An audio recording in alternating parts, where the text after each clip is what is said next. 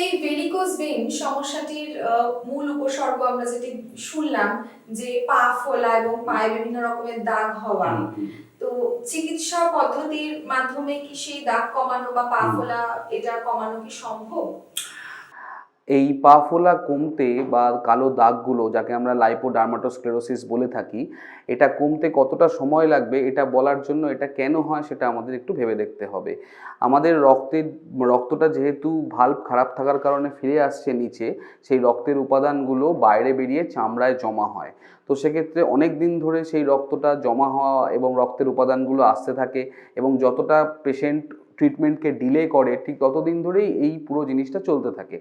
তো আমাদের অপারেশন করে এই মূল ভেনটাকে নষ্ট করে বা অ্যাবলেট করে দেওয়ার পর আমাদের প্রায় অনেক 30 থেকে 90 দিন সময় লাগে এই রক্তের উপাদানগুলোকে চামড়াতে ভেতরে ফেরত পাঠাতে।